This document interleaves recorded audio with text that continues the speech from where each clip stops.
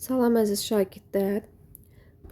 9-cu sinif abituriyent jurnalının model suallarını izah edirəm. Birinci sual. AB hissəsi DY hissəsinə paralel olan velosiped zolağında bucaq ABC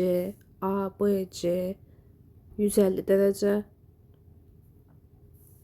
Bucaq BC'dir, bura 80 dərəcə.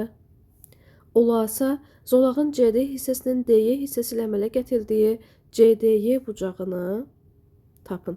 Buranı soruşur. Deməli, burada belə bir qayda var idi, yadınızdadırsa. Bunu belə uzatsaq, 150-dir, hamısı 180, yəni 150-nin qonşusu 30 dərəcədir. Ziqzaq qaydasında sağdakı bu 30 dərəcə ilə bu sual olan bucağın cəmi 80 dərəcə soldakı bucağı verməli idi. Bu da x desək, 30 üstə gəl x 80-ə bərabərdirsə, x olur 50 dərəcə. Cavab C bəndi. İkinci sual. ABCO düzbucaqlısının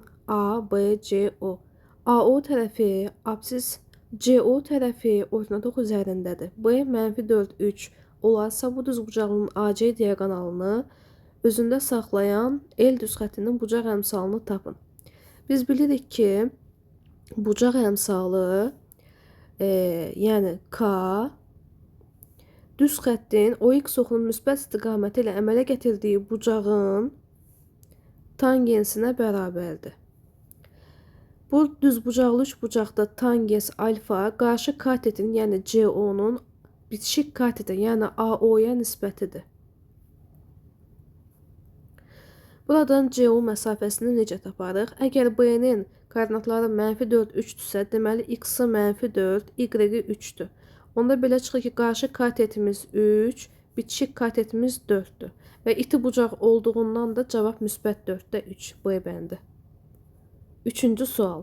Tənasübün kənar hədlərinin cəmi 12, onların kvadratlarının cəmi 80 olarsa, bu tənasübün orta hədlərinin hasilini tapın. Əvvəla bir tənasüb yazaq. Tənasüb 2 nisbətin bərabərliyinə deyilirdi. Kənar hədlərinin cəmi 12, onların kvadratlarının cəmi 80 olarsa, orta hədlərinin hasilini soruşurdu. BC-ni soruşur. Tənasübün əsas xassəsinə görə tənasübün kənar hədlərinin hasili orta hədlərinin hasilinə bərabərdir.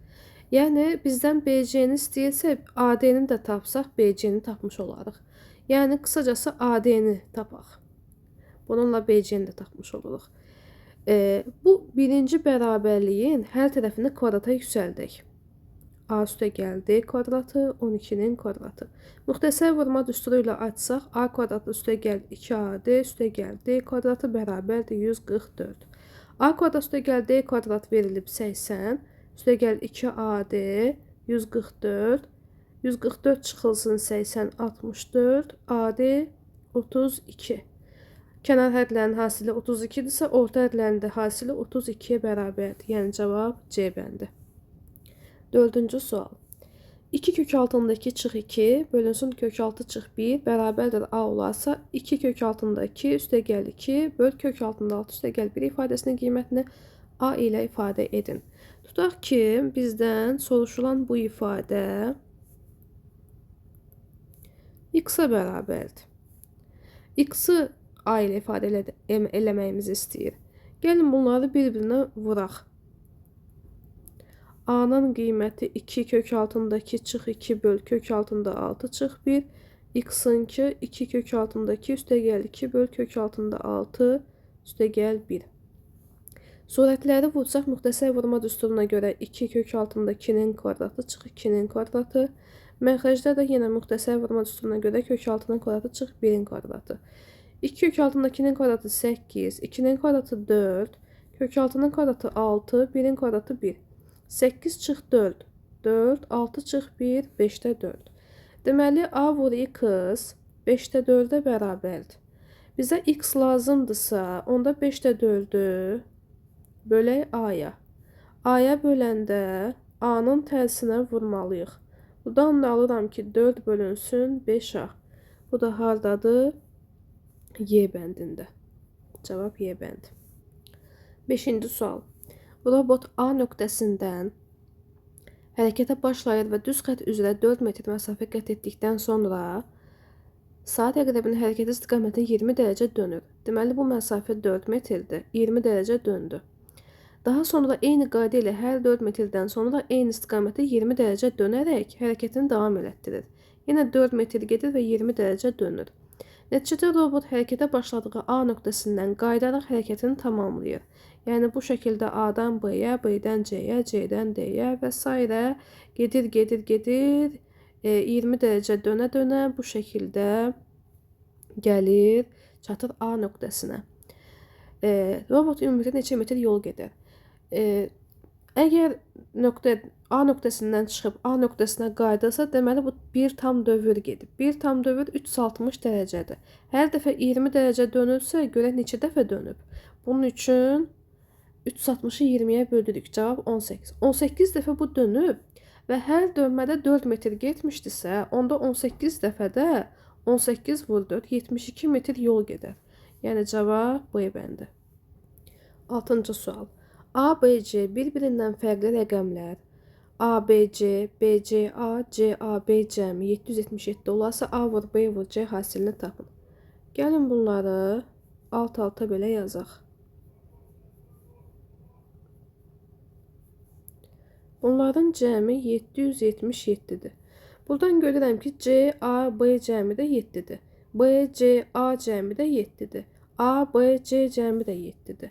Yəni burada C, A, B, B, C, A, B, C cəmdə toplanılan yerini dəyişsək, cəm dəyişmir ki.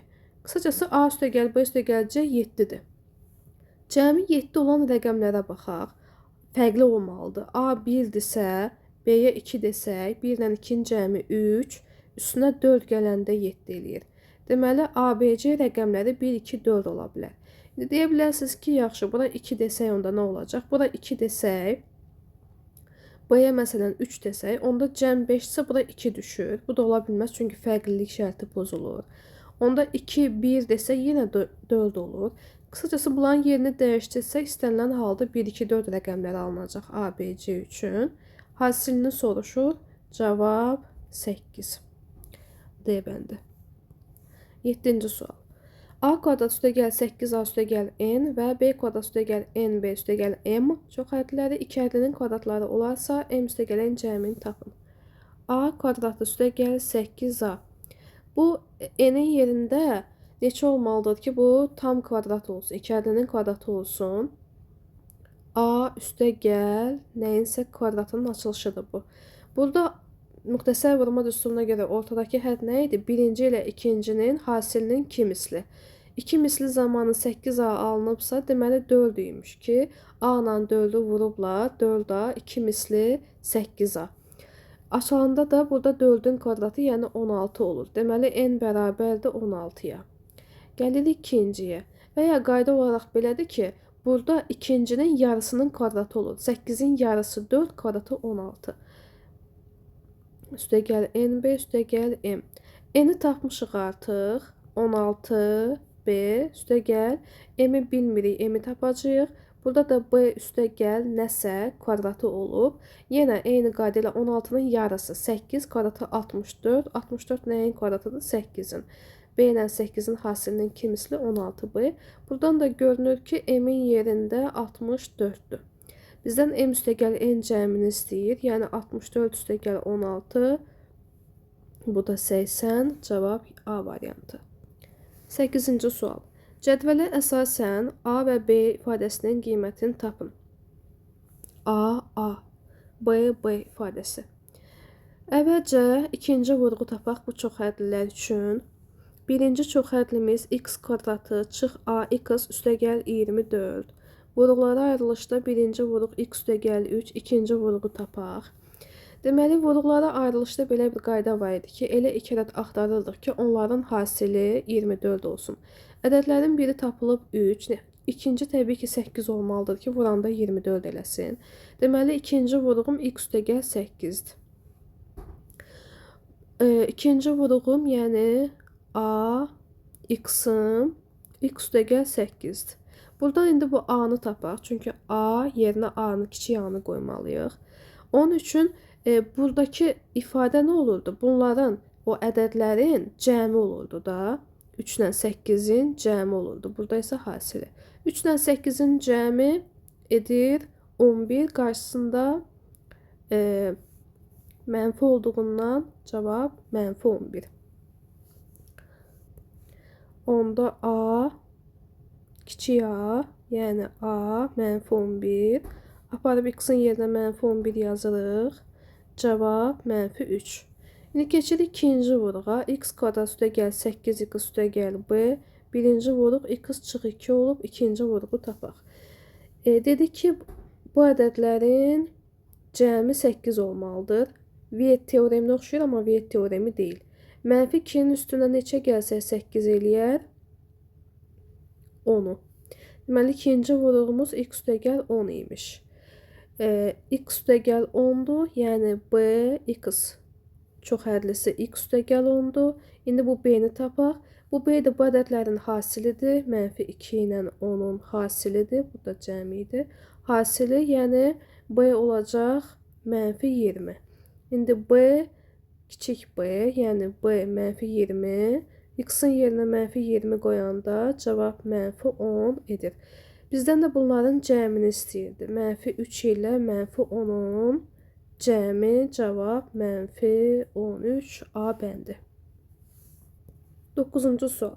Perimetri 48 olan ABCD kvadratında tangens bucaq CY'dir. CY'dir. Bu bucağa alfa deyək, yəni tangens alfa. Bərabərdir 3 olarsa, açdıq hissənin sahəsini tapın. Perimetri 48-dirsə kvadratın tərəfini tapmaqdan ötürü 48-i 4-ə bölək 12. Deməli, kvadratın hər tərəfi 12-yə bərabərdir.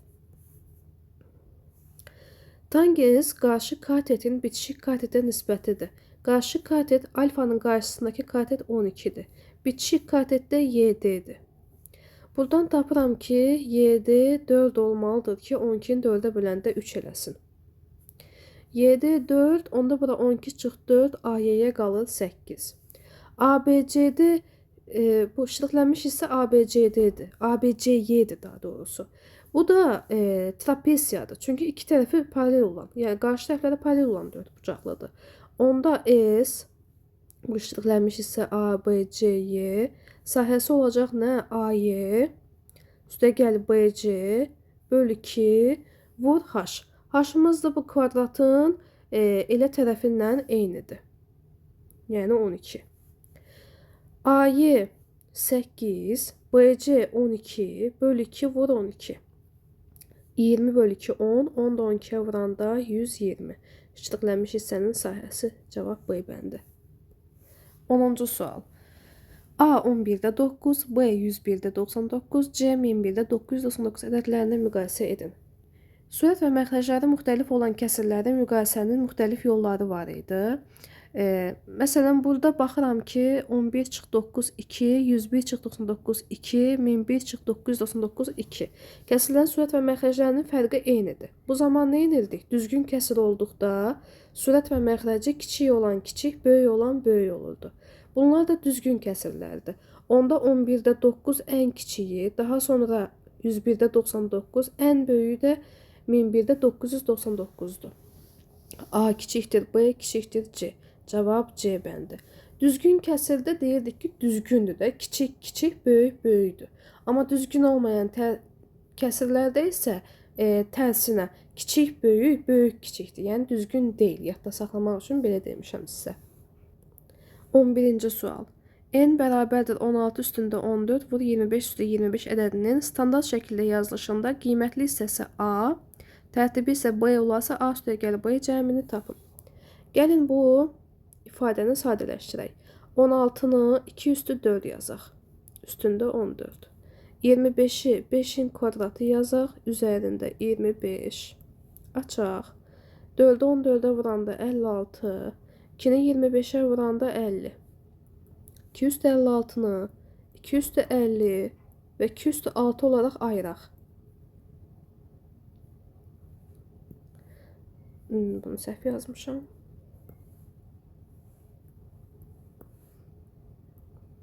5'ti. 5 üstü 50 də yerində. 2 üstü 6 qalsın. 2 üstü 50-ni 5 üstü 50-yə vuranda 10 üstü 50. 2 üstü 6 32 vur 10 üstü 50. Bu hələ də standart formada deyil. Çünki qiymətli hissəmiz 1 ilə 10-un aralığında olmalıdır. Onda 32-ni 3,10-dakı vur 10 kimi yazıram. 3,10-dakı vur. Onu da 10 üstü 50-yə vuranda 10 üstü 51. Oldu standart formada olan ifadə, ədəd. Standart formada olan ədədimizin qiymətli hissəsi 3,2-dir. Qiymətli hissəsi deyir A-dır. Tərtibi B, yəni 51-dir. Bunların da cəmini istəyir. Cavab 54,2. Burada belə bir səhv eləmişəm. 32, 2 üstü 6, 32 yox, 64'dür.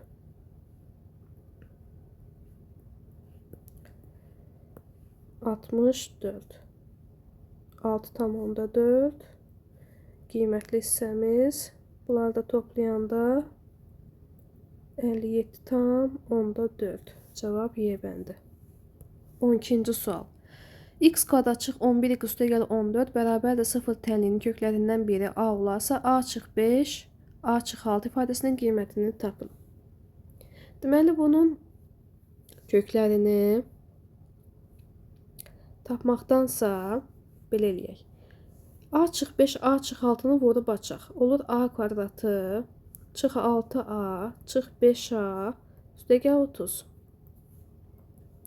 A kvadratı çıx 11A, üstə gəl 30.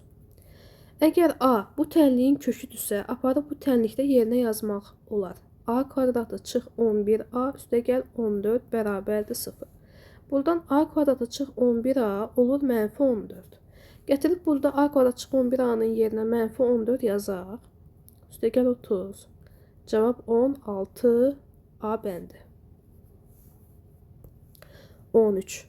Boş olmayan A və B çoxluqları üçün 2 n A çıx B bərabərdir n B çıx A bərabərdir 5 n A kəsişmə B olarsa A və B çoxluqlarının birləşməsinin ən azı neçə elementi ola bilər?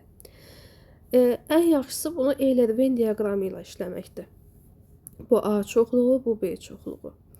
Burada nə edirdik? Elə ədəd seçirdik ki, hasillərdə uyğunluq olsun da. N A ilə B-nin kəsişməsinə, bura kəsişməyə x desək, onda n B çıx A-ya 5x düşür.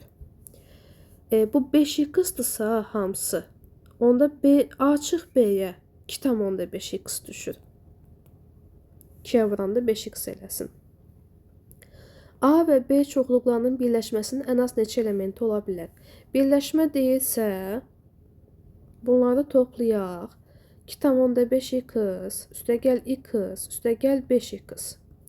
Cəmi 8,5x. Və təbii ki, elementlərin sayı natural ədəd olmalıdır. Burada görək bunun natural ədəd olması üçün x ən azı neçə ola bilər? 8,5-i 1-ə yox, 2-yə vursaq. Natural ədədə çevrilər bu ifadə. Cavab 17. Ən azı 17 elementi ola bilər natural ədəd olduğuna görə. D bəndi. 14. A parametrinin hansı qiymətində tənliklər sisteminin həlli həm də AX üstə gəl 3y bərabər 39 tənliyinin həlli olar. Gəlin əvvəla bu tənliklər sistemini həll edək. Bu sistemin həlli üçün ən yaxşısı toplama üsuluna gedək. Birinci tənliyin hər tərəfini mənfi 3-ə, ikinci tənliyin isə hər tərəfini 2-yə vuraq. Mənfi 6x, mənfi 9y, mənfi 63.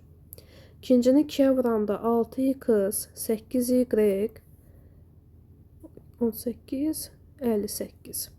Tərəf-tərəfə toplayaq. Mənfi y, mənfi 5-ə, y 5-ə bərabərdir.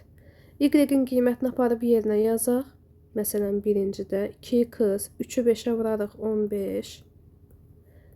21 çıx 15, 6. 6-nı 2-yə böləndə x olur 3. Bu tənliyin də köküdürsə tapdığımız bu x, y yerinə yazaq. X-in yerinə 3 yazanda 3a, y-in yerinə 5 yazanda 3-ə vuranda 15. 3a bərabərdir 39 çıx 15. A bərabərdir 8-ə. Bizdən də A-nı soruşurdu. Cavab A bəndi. 15-ci sual. Bərabərsizliyin həllər çoxluğu 1-5 olarsa C çıx B böl A ifadəsinin qiymətini tapın. Kvadrat bərabərsizlikdə qayda belədir ki, kvadrat bərabərsizlikdə bu işarə kiçikdir olanda köklərin arası olurdu həlli. Burada da 1-5 aralığındadır deyilsə həll, deməli kökün biri 1-dir, bir də 5-dir. Bunun hər tərəfini A-ya bölək, olur x kvadratı, B böl AX, C böl A. Köklərimiz 1-5-dirsə, Viyetə görə köklərin cəmi ikinci əmsalın əksinə, onda mənfi B böl A bərabərdir 6, yəni mənfi B böl A qalsın. Köklərin hasili isə sərbə səddə bərabərdir C böl A-ya. Yəni C böl A bərabərdir 5-ə. Bizdən C çıx B böl A-nı soruşur. Bunu parçalayaq. C böl A çıx B böl A. C böl A 5-dir. Mənfi B böl A da 6-dır. Onda üstəgəl 6 olacaq. Çünki mənfi B böl A 6-dırsa, B böl A mənfi 6-dır. 5-dən də çıxanda mənfi 6-nı burada üstəgəl olur. Cavab 11. A bəndi. 16-cı sual. Kəsri ixtisar olunan kəsildirsə A parametrinin mümkün qiymətlərinin cəmini tapın. Məxrəc vuruqlara ayrılır.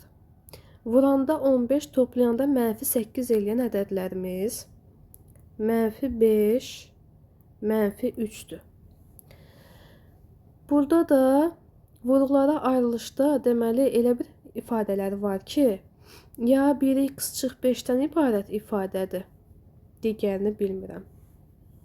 Ya da biri x çıx 3-dən ibarət bir ifadədir, digərini bilmirəm.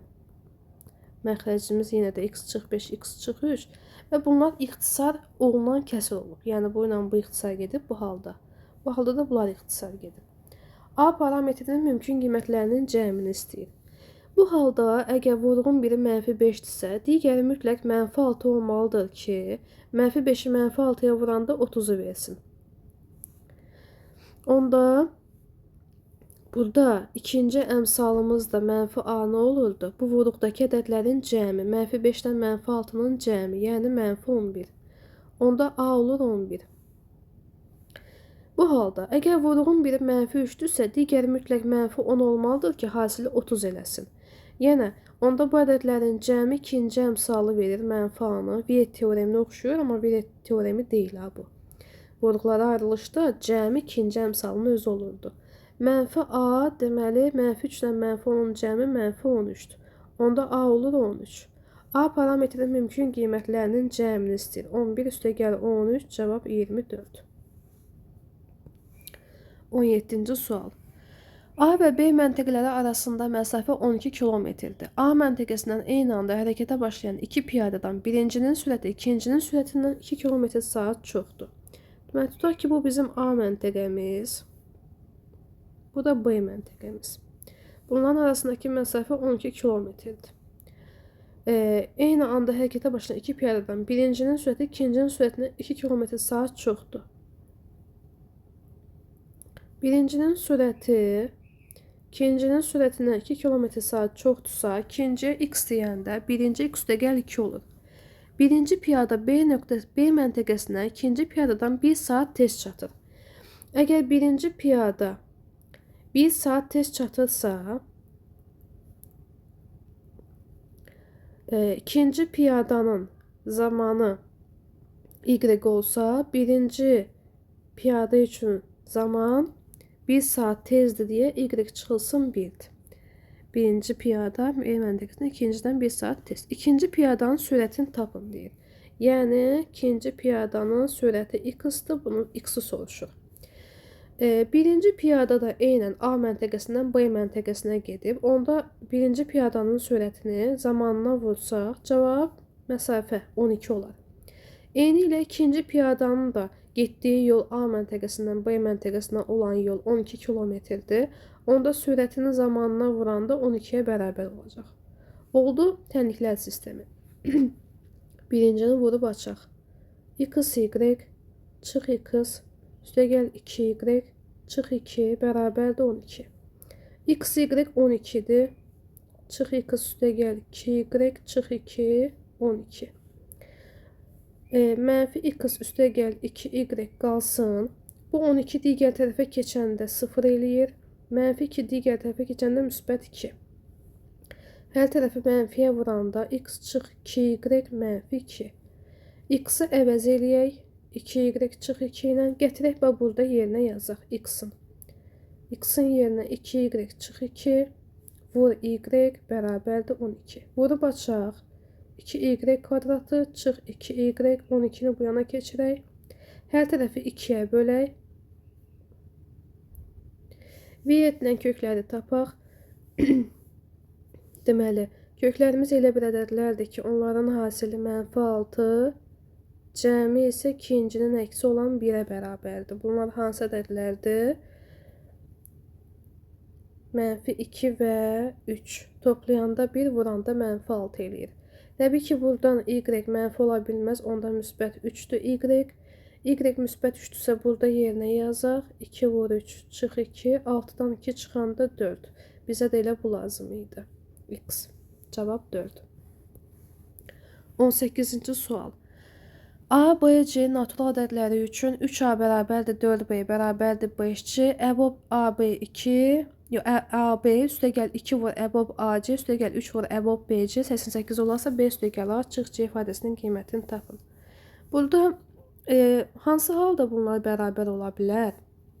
3, 4, 5 üçün gəlin əkrob tapaq. Görək, bunlar üçün ortaq vuruq nədir? Ən kiçik ortaq vuruq. 60. 3A nə vaxt 60-a bərabər olur? A, belə deyək. Bu nə vaxt 60 ola bilər? A, 20-nin vuruğu olarsa. Bu nə vaxt 60 ola bilər? B, 60 böl 4, 15-in vuruğu olarsa. Bu nə vaxt 60 ola bilər? 60 böl 5, 12-nin vuruğu olarsa C. Onda A 20K, B 15K, C 12K olur. İndi əbob AB 20K ilə 15K-nın əbobu 20 ilə 15-in əbobu 5-dir. Yəni ən böyük ortaq böləni bunların 5-dir. Onda bunun cavabı olacaq 5K. Üstəgəl 2 vur. Əbob AC. AC. 20 ilə 12-nin əbobu. 20 və 12-nin ən böyük ortaq böləni 4-dür. 4K. Üstəgəl əbob BC. B ilə C. 15 və 12-nin ən böyük ortaq böləni isə 3-dür. 3K. 2 vur 4, 8. Üstəgəl 5, 13. 13 üstünə 3 gəlirik. Hə, burada qarşıda 3 də var. Bu 3-ü atlatmışıq. 3 vurulsun olacaq. 2 vur 4, 8. 3 vur 3, 9. 9-un üstə 8, 17. 17-nin də üstünə 5, 22K. K bərabərdir 4-ə. B üstəgəl A çıx C-ni istəyirdi. B üstəgəl A çıx C. B 15K, A 20K, çıx C də 12K-dır. Hesablayaq. 15 çıx 12, 3, üstəgəl 20, 23K. K-nı da 4 tapmışıq. 23 vur 4. 80, 12, 92. Cavab 92. 19-cu sual. Səthinin açılışı verilmiş kubun AB tilinin orta nöqtəsi M, CD tilinin orta nöqtəsi N, MN 30 olarsa kubun tam səthinin sahəsini tapın. Kubun tam səthinin sahəsi üçün düstur 6A kvadratıdır. Deməli, kubun tilini tapmaq lazımdır. Kubun tilini necə taparıq? Buradan bir dənə belə xətt çəkək, bir də buradan. Kubun tili A-dır. Tutaq ki, bura CN məsafəsi x-dır. Bu da ortaya çəkildiyinə görə burada x-dır. CN x-dırsa, onda kubun tili 2x olacaq. Çünki CN onun yarısıdır. Sonra, ona kubun tili 2x-dırsa, burada 2x olur. Burada 2x olur. Burada 2x olur. Onda bu katet olur 6x. Bura 6x. Bura 2x. Bu da MN məsafəsidir. 30'dur. Pifagor teoreminə görə x-i tapaq. 6'nın kvadratı 36x kvadratı, 2'nin kvadratı 4x kvadratı bərabərdir 30'a. 40x kvadratı 30, x kvadratı 30 böl 40. Yəni 4'də 3. Onda x olacaq kök altında 3 böl 2. A da 2x olduğundan 2 vur kök 3 böl 2. 2'lər ixtisar gedir kök 3. Kubun tam səthinin sahəsi üçün də düsturu yazaq. 6 vur a kvadratı. Kvadrat kök aparır 3. 6'ya vuranda 18. 20-ci sual. Diaqramda mağazaya gətirilən alma, armud və nar haqqında məlumat verilmişdir. Almaların 40%, armudların 60%, narların isə 36% satıldıqdan sonra qalan alma, armud və narın birlikdə kütləsi mağazaya gətirilən bu meyvələrin kütləsinin neçə faizi olar? Deməli, alma 90 dərəcədir. Bunun 40% satılır. Qalan almanı tapmaqdan ötürü qalan alma 90 dərəcənin 40% satılıbsa 60% qalıb. 90-60%-ni tapaq. Cavab 54. Qalan almaya düşən dərəcə. Sonra qalan armudu tapaq. Armuda 120 dərəcə düşür. Bunun 60% satılır. Deməli 40% qalır. 48 dərəcə düşür qalan armuda. Qalan nar üçün. Nara neçə dərəcə düşür bunu tapaq. 120 üstə gəl 90, 210, 360'dan da 210'u çıxaq. Tam dairə 360 dərəcədir. 150 dərəcə. Nara düşən dərəcə. Deməli, nar 150 dərəcədir. 36% satılıbsa, qalıb 64%. 150'nin 64%'ni tapaq. Buradan bu sıfırlar ixtisar gedir. 15 ilə 15'ə bölünür. 64 də 2'yə bölünür 32. 32'ni də 3'ə vuranda 96 dərəcə. Qalanların dərəcəsi.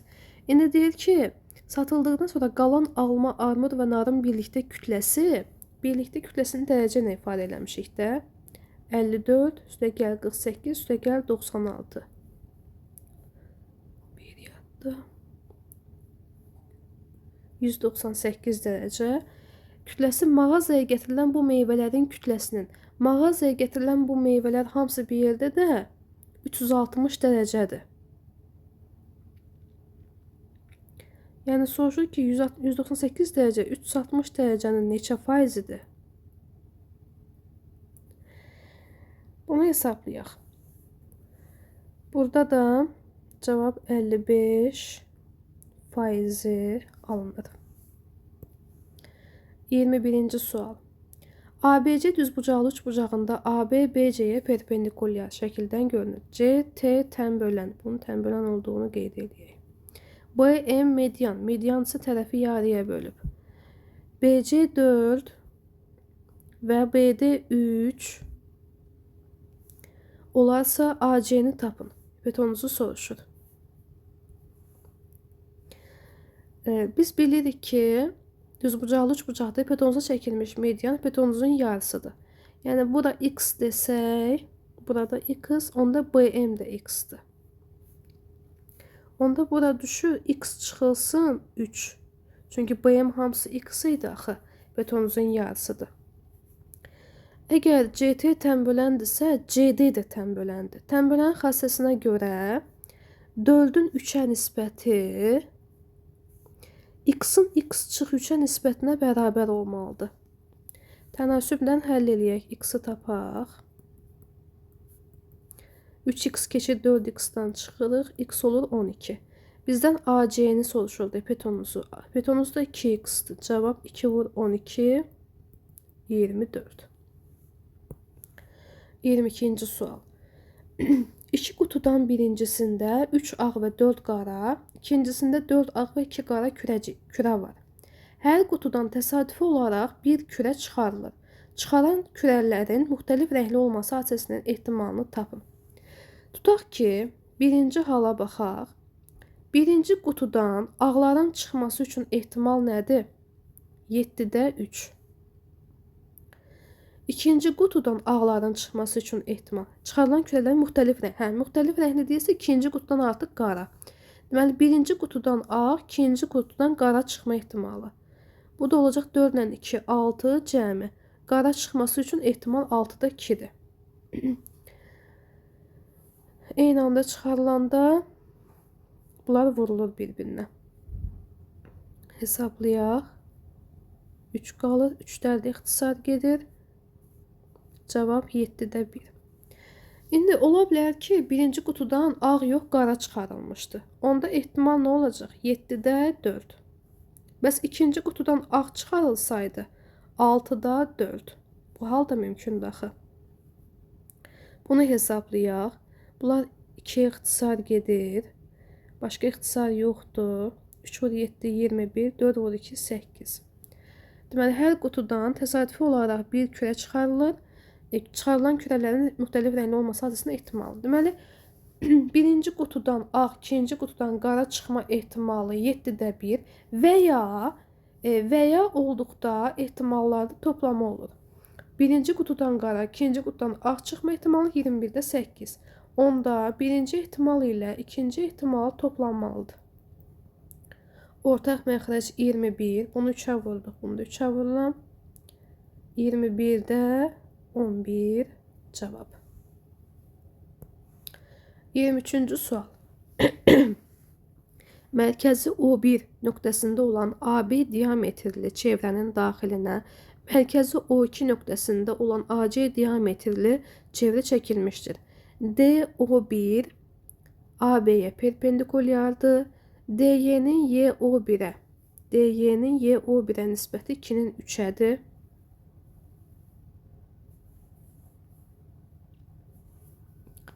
Deməli, bura 2x, YO1-ə. Bura 3x. BC 8-dir. Olarsa bu çevrələrin mərkəzləri arasındakı məsafəni tapın deyir. OO1 məsafəsini soruşur. Deməli, mərkəzi O1 nöqtəsində olan AB diametri çevrənin daxili mərkəzi O2 nöqtəsində olan AC diametrli. AC. O1D böyük çevrənin radiusu 5x-dir. Onda O1B də 5x-dir. O1C qalacaq 5x-8. O1C 5x-8 radiusumuz. Ona burada 5x-8. Bura 5x-8. O1A-da axı radiusdur. Onda bu O1A-da 5x-dir. Onda kiçik çevrənin diametri AO1 ilə O1C-nin cəmidir. Bu da eləyəcək 5x ilə 5x-8-in cəmi 10x-8. Kiçik çevrənin diametri. Onda kiçik çevrənin radiusu 10x-8-in yarısı. 5x-4-dür. Buradan 5x-4-dürsə, onda bu A1, O1 5x-dırsa, A1, O2 də 5x-4-dürsə, onda bu O2, O1-ə 4 düşür də. Bura 4 imiş. Bura O2, bura O1, bura 4-dür. Düz bucağı 3 bucağa tamamlayacağıq. Burada düz bucaq. Bura D yazaq. Bura 5x düşür. Bu da O2D böyük çevrənin O2D.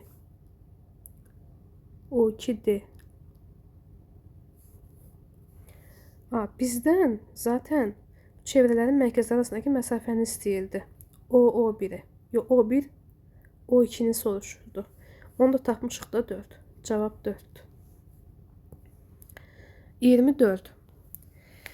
Dirək üzərində müəyyən yüksəklikdə C nöqtəsində olan quşun hərəkət trayektoriyasını təpə nöqtəsinin koordinatı T316 T316 olan y bərabərdir ax kvadrat üstəgəl bx üstəgəl c funksiyasının qrafiki ilə modelləşdirmək mümkündür. TAOB-yə perpendikulyar olarsa, şəkildən görünür. Deməli, T nöqtəsi buradadır. OA3, AB4 olarsa dirəyin OC hündürlüyünü tapın. Buranı soruşur. X deməyək, çünki Y oxun üzəridir. Buranı soruşur. Burada bu parabolanın Y oxunu kəsdiyi nöqtənin koordinatı ilə eyni olacaq. Yəni C nöqtəsinin koordinatı nədirsə, CO məsafəsi də odur. Ona gəlin funksiyanı yazaq. Funksiyanı necə yazarıq? Burada təpə nöqtənin koordinatları məlumdur da 3,16-dır. 3,16. Onda funksiyamızı belə yaza bilərik. A vur x çıx 3-ün kvadratı üstəgəl 16. Digər tərəfdən x oxunun kəsdiyi nöqtənin biri məlumdur bura. O, B məsafəsi 7 olduğundan 7-də kəsir. Onda x-in yerinə 7 qoyanda y 0 olacaq. 7 çıx 3, 4, 4-ün kvadratı 16, üstəgəl 16. Buradan tapıram ki, 16a mənfi 16-ya, a mənfi 1-ə. Onda funksiyamız olur, mənfi 1-dirsə, mənfi 1 yazılmır, mənfi yazılır. Funksiyamız oldu bu şəkildə. İndi bu funksiyanın y oxunu kəsdiyi nöqtə lazım idi mi? Onda bunu açaq. Mənfi x kvadratı çıx 6x üstəgəl 9 üstəgəl 16 mənfi x kvadratı mənfi müsbət 6x mənfi 9-un da üstünə 16 gələndə 7. C nöqtəsi y oxunu kəsdiyi nöqtədir. 7 0 7. Bizdən də OC məsafəsini istəyirdi, cavab 7. Y oxunu kəsdiyi nöqtə. 25-ci sual. Yer səthində olan A və B nöqtələrindən qaldırılmış dronlar çəkiliş etmək üçün M nöqtəsindən keçərək uyğun olaraq C və D nöqtələrində dayanırlar. AD BC-yə paraleldir. Şəkildən AD BC-yə paraleldir. AD AB-yə perpendikulyardır. Burada da perpendikulyarlıq var. AD 10-dur. BC 15. AM 6,8. A və B nöqtələri arasındakı məsafəni soruşur. Buranı soruşur bizdə. Əgər AD BC-yə paraleldirsə, onda bu bucaqla bu bucaq çarpaz bucaqlar olduğundan bərabərdir. Eyni ilə bunlar da çarpaz bucaqlar olduğundan bərabərdir. İki bucağın bərabərliyindən BB əlamətinə görə üç bucaqların oxşarlığını qurmaq olar. Üçbucaq ADM oxşardır üçbucaq A bucağına bərabər olan C'dir, D-yə bərabər olan B-dir, M-ə bərabər olan da M-dir, qarşılıqlı bucaqlardır deyə. Oxşarlıq quruldu. Buradan alıram ki, AD-nin, yəni birinci ilə ikincinin seçirik 10-un, CB-yə, yəni 15-ə nisbəti, AM-in birinci ilə üçüncünü seçirəm. AM 6,8 CM-ə nisbətinə bərabərdir. O gedir 5-ə ixtisar. Onda CM bərabərdir 6,8 vur 3 böl 2. Bu da 2-yə bölünür. 3,4. 3,4-ü də 3-ə vuraq. 10,2. CM tapıldı. 10,2. Onda burada A, B, C düzbucaqlı üçbucağı 2 var. AB lazım idi axı bizə bura. Katetin biri 15'dir. Betonzu da 6,8 ilə 10,2-nin cəmi 17 tapdıq. Ona Pifagorla AB-ni tapa bilərik də. 17-nin kvadratı çıx 15-in kvadratı. 64, o da eləyir 8. Cavab 8.